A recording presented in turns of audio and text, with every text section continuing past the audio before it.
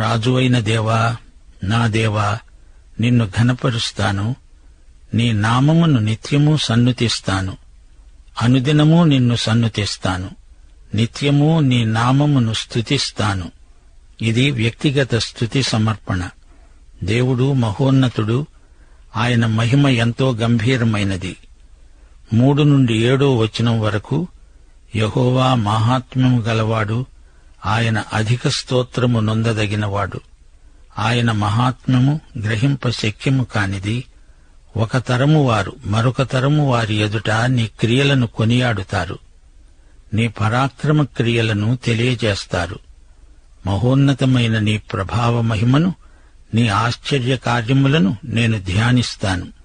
నీ భీకర కార్యముల విక్రమమును మనుష్యులు వివరిస్తారు. నేను నీ మహాత్మ్యమును వర్ణిస్తాను. నీ మహాదయాళుత్వమును గూర్చిన కీర్తిని వారు ప్రకటిస్తారు. నీ నీతిని గూర్చి వారు గానం చేస్తారు. దేవుని సౌశీల్య సంపద ఎంతో గొప్పది. 10-13 వరకు దేవుని నిత్య రాజ్య ప్రశస్తి. యెహోవా, నీ క్రియలన్నీ నీకు కృతజ్ఞతాస్తుతులు సమర్పిస్తాయి. నీ భక్తులు నిన్ను సన్నుతిస్తారు. ఆయన రాజ్య మహోన్నత ప్రభావమును, ఆయన బలమును నరులకు తెలియచేయడానికి నీ భక్తులు నీ రాజ్య ప్రభావాన్ని గురించి చెప్పుకుంటారు. నీ శౌర్యమును గురించి పలుకుతారు. నీ రాజ్యము శాశ్వత రాజ్యము. నీ రాజ్య పరిపాలన తరతరాలు నిలుస్తుంది. 14-21 వరకు దేవుని మహాసంకల్పం వివరించబడింది. యెహోవా పడిపోయే వారినందరినీ ఉద్ధరిస్తాడు. కృంగిపోయిన వారిని లేవనెత్తేవాడు. సర్వజీవుల కన్నులు నీవైపు చూస్తున్నాయి. తగిన కాలమందు నీవు వారికి ఆహారమిస్తావు. నీవు నీ గుప్పిలి విప్పి ప్రతి జీవి కోరికను తృప్తిపరుస్తున్నావు.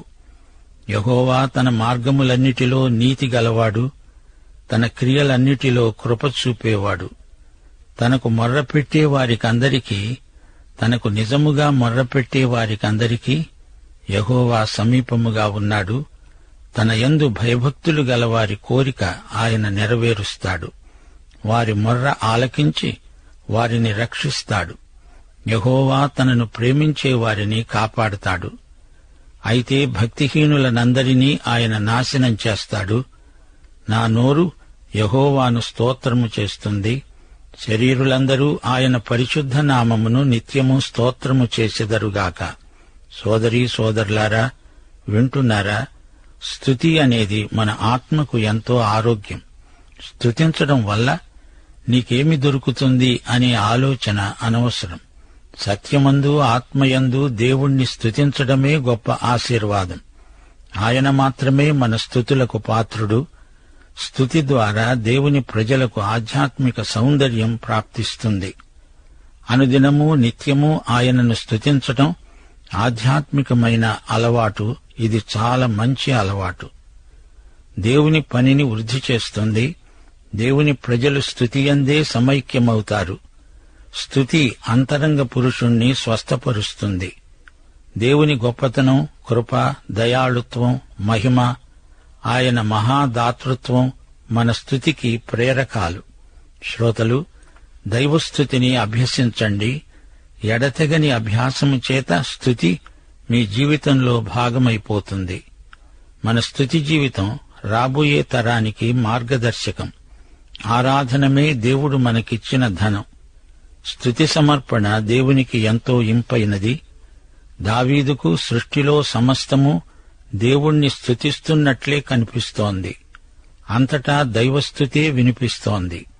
అది కనులకు విందు, వీణులకు విందు. స్తుతి దృష్ట్యా సమస్త ప్రకృతి మనకు నూతనమై గోచరిస్తుంది. ఆకాశము, అంతరిక్షము కూడా దేవుణ్ణి స్తుతిస్తున్నాయి. స్తుతిలో ప్రకృతి శోభ మనకెంతో ఆకర్షణీయంగా కనిపిస్తుంది. ప్రియ శ్రోతలు, మనకు స్తుతి జీవితం అలవడితే అదే మహాభాగ్యం. దేవుడు ప్రతి పరిస్థితిలో నీకు నాకు సహాయపడతాడు. తొట్టిల్లితే ఆయనే లేవనెత్తుతాడు. ఆకలైతే అన్నం పెడతాడు. పిలిస్తే పలుకుతాడు. ఆయన మనకు ఎంతో సన్నిహితుడవుతాడు. అందుకే దావీదు అంతగా దేవుణ్ణి స్తుతించేవాడు.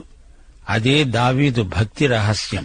దేవుడు ఏమై ఉన్నాడో, ఆధ్యాత్మిక పరిధిలో ఆయన నీకేం చేశాడో అనుభవించినప్పుడు స్తుతి ఒక ప్రవాహమై నీలో నుండి ఉరకలు వేస్తూ వస్తుంది.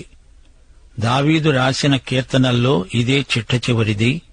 ఈ కీర్తన కూడా హీబ్రూ భాషలో అక్షర క్రమంలో రాయబడిందే. హీబ్రూ భాషలో 22 అక్షరాలున్నాయి. అయితే ఈ కీర్తనలో 21 వచనాలే ఉన్నాయి. ప్రతి వచనానికి ముందు ఒక అక్షరం అక్షర క్రమంలో చెప్పబడింది. హీబ్రూ భాషలో మొదటి అక్షరం అలెఫ్, చిట్టచివరి అక్షరం తౌ. అయితే ఈ కీర్తనలోని అక్షర క్రమంలో నూన్ అనే అక్షరం లోపించింది. ఎందుకో తెలియదు. 145 కీర్తన నుండి 150 కీర్తన వరకు అన్నీ హల్లెలూయా కీర్తనలే. నూన్ అనే ఒక్క అక్షరం లోపించిందంటే అది సంఘం కోసం, నీ కోసం విడిచిపెట్టబడిన ఖాళీ ఏమో అనిపిస్తుంది. హల్లెలూయా నినాదాలు బైబిల్ అంతటా వినిపిస్తాయి. ప్రకటన గ్రంథం 19వ అధ్యాయం 1, 3, 6 వచనాల వరకు హల్లెలూయా నినాదం బైబిల్ అంతటా మోగుతుంది, మారుమోగుతుంది. బహుజనుల శబ్దము వంటి గొప్ప స్వరము పరలోకమందు ఈలాగు చెప్పగా విన్నాను, ప్రభువును స్తుతించండి, ప్రభువును స్తుతించండి. రక్షణ మహిమా ప్రభావములు మన దేవునికే చెల్లునుగాక. రెండోసారి వారు ప్రభువును స్తుతించండి అన్నారు. ఆ పట్టణపు పొగ యుగయుగములు పైకి లేస్తున్నది.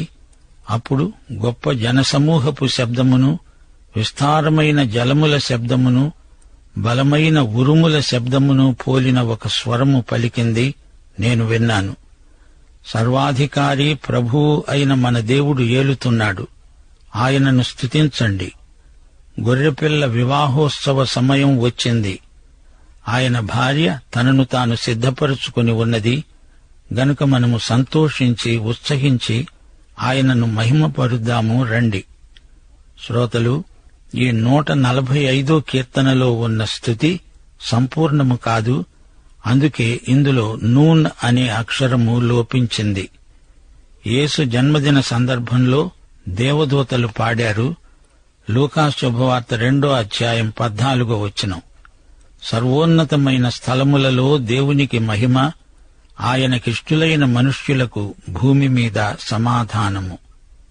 దేవదూతలు ఈ విధంగా దేవునికి స్తోత్రం చెప్పారు. ఎందుకు? యేసు బెత్లెహేములో జన్మించాడు గనుక. శాంతి శాంతి. అయితే అప్పుడే ప్రపంచంలో శాంతి వచ్చిందా అంటే రాలేదు. అందుచేత ఈ శాంతి గీతం సంపూర్తి కాలేదు. యేసు ప్రభు తిరిగి రెండోసారి రాబోతున్నాడు. అది మహాదినం. అప్పుడు మనం పాడే హల్లెలూయా కీర్తన సంపూర్ణము, సమగ్రము, అర్థవంతము అవుతుంది. అందుకే 145 కీర్తనలో నూన్ అనే అక్షరం లోపించింది. ఈ కీర్తనలో దావీదు ప్రతిరోజు దేవుణ్ణి స్తుతిస్తాను అంటున్నాడు. వారానికి ఒక రోజా? కాదు, 7 రోజులు దినదినము దేవుణ్ణి స్తుతించాల్సిందే. అన్ని కాలాలలో, అన్ని పరిస్థితులలో దేవుణ్ణి స్తుతించడం మనం అభ్యాసం చేయాలి. దేవుడు దయాళుడు, వాత్సల్యపూర్ణుడు. ప్రియ సోదరా, సోదరి, నీవెవరివైనా, నీవెక్కడ ఉన్నా నేరుగా దేవుని దగ్గరికి రావచ్చు. క్రీస్తు ద్వారా దేవుని వద్దకు ప్రతి ఒక్కరికి నిరభ్యంతర ప్రవేశమున్నది. సత్యమందు తనకు మొర్రపెట్టే వారికి అందరికీ యెహోవా సమీపముగా ఉన్నాడు. దేవుణ్ణి నేరుగా ముఖాముఖిగా కలుసుకోమంటే మతాచారాల చాటున కొందరు ఆగిపోతున్నారు. ఇది ఎంతైనా శోచనీయం. కొత్త నిబంధనలో విశ్వాసులందరూ యాజకులే. యేసుక్రీస్తును నీ రక్షకునిగా నీవు అంగీకరించి ఉంటే నీవు దేవుని సన్నిధిలోకి ప్రవేశించడానికి వీలున్నది. సమృద్ధి ప్రవేశము నీకున్నది. రక్షించబడి ఉండకపోతే ఈ క్షణమే తన వద్దకు రావలసిందని పరిశుద్ధాత్మ నిన్ను పిలుస్తున్నాడు. అంతటా అందరికీ దేవుడు అందుబాటులోనే ఉన్నాడు. విశ్వాసులారా, మరచిపోకండి, మనం కొత్త నిబంధన యాజకులం. మనం దేవుని కుటుంబికులం. క్రీస్తునందు దేవుడు మన తండ్రి. పరలోకమందు భూమి మీద ఉన్న ప్రతి కుటుంబము ఆ తండ్రిని బట్టే కుటుంబము అని పిలువబడుతున్నది. ఆయన మన తండ్రి. మనలను సహోదరులు అని పిలవడానికి ఆయన సిగ్గుపడలేదు. మనము యేసు సహోదరులము, సహవారసులము, సహయాజకులము. నూతన జన్మ ద్వారా మనము ఆత్మయందు సజీవులమయ్యాము. ఆధ్యాత్మిక బలులు, జిహ్వాఫలము అర్పించడానికి అర్హులమయ్యాము. ఆత్మతో సత్యముతో దేవుణ్ణి ఆరాధించగలుగుతున్నాము. ఆధ్యాత్మిక ఆరాధన భాగ్యం మనకిచ్చిన దేవునికి స్తుతి. యోహాను సువార్త 15వ అధ్యాయం 16వ వచనంలో ప్రభువు ఏమన్నాడు? నేను మిమ్ములను ఏర్పరచుకొని నియమించాను. 1 పేతురు 2వ అధ్యాయం 9వ వచనం, మనము ఏర్పరచబడిన వంశము, రాజులైన యాజక సమూహము, పరిశుద్ధ జనము, దేవుని సొత్తైన ప్రజలము.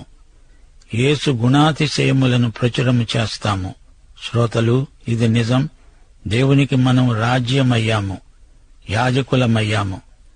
కొలసీ పత్రిక 2వ అధ్యాయం 10వ వచనం, క్రీస్తునందు మనము సంపూర్ణులము. స్తుతి ప్రభావం మన జీవితాలను పూర్తిగా నింపివేయాలి. యాకోబు పత్రిక 3వ అధ్యాయం 9 నుండి 11వ వచనం వరకు గమనించండి. నాలుకతో తండ్రి అయిన ప్రభువును స్తుతిస్తాము. దానితోనే దేవుని పోలికగా పుట్టిన మనుష్యులను స్తుతిస్తాము. ఒక్క నోటి నుండే ఆశీర్వచనము, శాపవచనము బయలు వెళ్లుతాయా? నా సహోదరులారా, ఇలా ఉండకూడదు. నీటి బుగ్గలో ఒక్క జల నుండే తీయని నీరు, చేదు నీరు ఊరుతాయా? దేవుణ్ణి స్తుతించే మనం 1 కొరింథీ 6వ అధ్యాయం 11వ వచనం ప్రకారం ప్రభు అయిన యేసుక్రీస్తు నామమున మన దేవుని ఆత్మయందు మనము కడుగబడి పరిశుద్ధపరచబడిన వారమై నీతిమంతులుగా తీర్చబడ్డాము. మన దేవుడు స్తుతికి పాత్రుడు. మనము స్తుతించడానికి పాత్రులముగా చేయబడినందుకు దేవునికి స్తోత్రము. యేసు రక్తము, దేవుని వాక్యము, పరిశుద్ధాత్మ, ఈ 3 అనుభవాలు గలవారే దేవుణ్ణి అర్థవంతంగా స్తుతించగలరు. హెబ్రీ పత్రిక 10వ అధ్యాయం 22వ వచనం, మనస్సాక్షికి కల్మషము తోచకుండా ప్రోక్షింపబడిన హృదయములు గలవారము, నిర్మలమైన ఉదకముతో స్నానము చేసిన శరీరములు గలవారము అయి ఉండి, విశ్వాస విషయములో సంపూర్ణ నిశ్చయత కలిగి యథార్థమైన హృదయముతో మనము దైవ సన్నిధానానికి చేరుదాము. యేసు రక్తప్రోక్షణ, దేవుని వాక్య జలం మనలను ఆరాధనకు సిద్ధపరుస్తాయి. 147 కీర్తన అనగానే మనకు యాకోబు పత్రిక 4వ అధ్యాయం 8వ వచనం జ్ఞాపకం వస్తుంది. దేవుని యొద్దకు రండి, అప్పుడాయన మీ వద్దకు వస్తాడు. పాపులారా, మీ చేతులను శుభ్రం చేసుకోండి. ద్విమనస్కులారా, మీ హృదయాలను పరిశుద్ధపరచుకోండి. మన భావజీవితంలో పరిశుద్ధత లేకుండా దేవుణ్ణి ఆరాధించటం, స్తుతించటం దేవుని వ్యక్తిత్వాన్ని, సౌశల్యాన్ని అవమానపరిచినట్లే.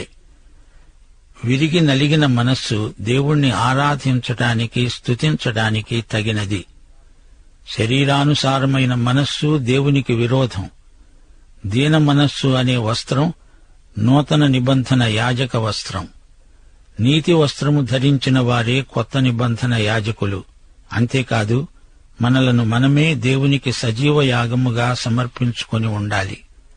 అప్పుడే మన సేవ యుక్తమైనది అవుతుంది. మన ఆత్మ, జీవము, శరీరము ఈ 3 పూర్తిగా దేవునికి సమర్పితమై ఉండాలి. హెబ్రీ పత్రిక 13వ అధ్యాయం 15-16 వచనాలు. మనము దేవునికి ఎల్లప్పుడూ స్తుతియాగం చేయాలి, జిహ్వాఫలము అర్పించాలి. అనగా నోరు తెరచి స్పష్టంగా దేవుణ్ణి స్తుతించాలి. చీకటిలో నుండి మనలను ఆశ్చర్యకరమైన వెలుగులోకి తెచ్చిన యేసు ప్రభు యొక్క గుణాతిశయములను మనము ప్రచురము చేయవలసిన ప్రజలము. దేవుణ్ణి స్తుతించే ప్రజలు దేవుని సన్నిధిలోకి రిక్తహస్తాలతో రారు. మన స్తుతిని పాట ద్వారా మాత్రమే కాదు, ప్రభువుకు తెచ్చి ఇచ్చిన ప్రేమ కానుకల ద్వారా కూడా వ్యక్తం చేస్తాము. స్తుతి అనగా దేవుణ్ణి బట్టి ఉత్సాహాన్ని వ్యక్తం చేయడం. పంట కోసేవారు వ్యక్తపరిచే ఆనందం లాంటిదే స్తుతి. కృతజ్ఞత, స్తుతి ఎల్లప్పుడూ మిళితమై ఉంటాయి. అందుకే ఆనంద గీతాలు పాడుతాము. పాటలలో స్తుతి మాటలు, స్తుతి భావాలు వ్యక్తం కావాలి. ఈ విషయంలో గాయకులు ఎంతో శ్రద్ధ వహించవలసి ఉంది. సంగీత వాయిద్యాలు స్తుతికి దోహదపడాలి గాని కేవలం వాయిద్యాలు మాత్రమే చాలవు. పవిత్రమైన చేతులెత్తి దేవుణ్ణి స్తుతించవలసిందని పౌలు తిమోతికి రాసిన ఉత్తరంలో వివరించాడు. దేవుని ఎదుట మోకరిల్లి దేవునికి స్తుతియాగము చేయటం పరిపాటి. దేవుని మహిమ ప్రత్యక్షతకు మన హృదయం స్పందించినప్పుడు దానిని వ్యక్తీకరించడమే స్తుతి సమర్పణ. దేవుణ్ణి స్తుతించడం కేవలం ఉద్రేకం కాదు, అది ఆధ్యాత్మిక ఆరాధన. ప్రియ శ్రోతలు, మరో మాట. క్రీస్తు కీర్తనల గ్రంథంలో పలుచోట్ల సాక్షాత్కరిస్తాడు. మెస్సియా, ఇది హీబ్రూ మాట. క్రీస్తు అనేది గ్రీకు పదం. ఈయనే ప్రభువైన యేసు, అభిషిక్తుడు. ఈయన మనల్ని ఉద్ధరించే ప్రభువు. కుంగిపోయిన వారిని, పడిపోయే వారిని లేవనెత్తుతాడు. అప్పుడప్పుడు మన మీది బరువు దుర్భరమనిపిస్తుంది. యేసు ప్రభువు గొప్ప భారవాహకుడు. ఆయన మహాత్యము గ్రహింప శక్యము కానిది. 3వ వచనం, తరతరాలుగా ఆయన గొప్ప కార్యములు జరిగిస్తాడు. ఆశ్చర్యకార్యాలు చేశాడు, చేస్తాడు. ఆయన విక్రమం, భీకర కార్యాలు గొప్పవి. ఆయన నీతిమంతుడు, ప్రేమమయుడు, దయాళుడు, మహోపకారి, శాశ్వత రాజ్యాన్ని పరిపాలించే సార్వభౌముడు, మనకు అన్నపానములిచ్చి పోషించేవాడు, మన సంరక్షకుడు ఆయనే. దయగలవాడు, మనకు న్యాయం చేకూర్చే తీర్పరి, ఆపత్కాలమందు మనలను కాపాడేవాడు, వాగ్దానాలను నెరవేర్చేవాడు. ప్రియ సోదరుడా, సోదరి, నీవు బ్రతుకు బరువు మొయ్యలేక కుంగిపోతున్నావా? ఆర్థిక భారాలు ఎక్కువై నిన్ను కూలదోస్తున్నాయా? వెంటనే ఆయన శరణు వేడవలసిందని మనవి. నీ భారాన్ని ఆయన మోయటానికి సిద్ధంగా ఉన్నాడు. గమనించండి, దేవుణ్ణి స్తుతించండి అనేది సలహా కాదు, ఇది ఆజ్ఞ. మన స్తుతులపై దేవుడు ఆసీనుడు. అంటే స్తుతులర్పించబడే చోట దేవుని సన్నిధి తప్పక ఉంటుందని అర్థం. అప్పుడు సమస్యలు, కడగండ్లు మనకు దూరమైనట్లు అనిపిస్తుంది. దేవ చైతన్యంలో సమస్యలు కనిపించవు. ప్రియ శ్రోతలు, ఈ పాఠం ముగింపులో కీర్తనలను రాసిన రచయితగా, గేయకారుడుగా దావీదు ఆరాధనకు ఇచ్చిన ప్రాముఖ్యాన్ని మా శ్రోతల దృష్టికి తేగోరుతాము. ప్రతిసారీ ఒక కొత్త పాట పాడడం దావీదుకు ఇష్టం. పాట అదే అయినా ప్రతిసారి పాడేవారి అనుభవాన్ని బట్టి అది కొత్తదే అనిపిస్తుంది. దావీదు రాజుకు 4,000 మంది ఆస్థాన గాయకులు, సంగీత విద్వాంసులు ఉండేవారు. సంగీతం లలితమై ఆరాధకుల హృదయాలను ఎంతో అలరించేది. సంగీతం పాటలలోని సందేశానికి దోహదపడుతుంది. కొత్తదనం అంటే ఆధ్యాత్మిక సృజనా కౌశలం, పరిశుద్ధాత్మ సృజనాత్మకత. దేవుణ్ణి ఎరిగిన ప్రజలు కొత్త తరహాలో ఆత్మలకు ఉజ్జీవం కలిగించే విధంగా పాడతారు. దేవుడంటే భయభక్తులను అలవరచటమే కీర్తనల గ్రంథ పరమార్థం. దేవుడంటే భయం, దైవ భయం అంటే దేవునితో సరైన సంబంధం అని అర్థం. దేవుడు మహాశక్తిమంతుడు, నీతిమంతుడు, పూజనీయుడు గనుక దేవుడంటే చులకన భావం పనికిరాదు. దేవుని మహిమా సౌందర్యానికి మనం ఆకర్షితులమై ఆయన పట్ల ప్రేమను వ్యక్తం చేస్తూ, ఆయనకు ఇష్టం కానిది ఏదైనా మానేస్తూ, ఆయనకిష్టమైనది మాత్రమే చేస్తూ ఆయనను సంతోషపెట్టడమే భయభక్తుల ఫలితం. భక్తుని హృదయ సంఘర్షణలు ఈ కీర్తనల్లో వెలువరించబడినవి. 145 కీర్తన మళ్లీ చదువుకోండి, ఆనందించండి. తొట్టిల్లకుండా మిమ్ములను కాపాడుటకు, తన మహిమ ఎదుట ఆనందముతో మిమ్ములను నిర్దోషులనుగా నిలువబెట్టుటకు శక్తిగల అద్వితీయ దేవుని ప్రేమ, ప్రభువైన యేసుక్రీస్తు కృప, పరిశుద్ధాత్మ ఆదరణ మనకందరికీ సదాకాలము తోడై ఉండునుగాక. ఆమేన్.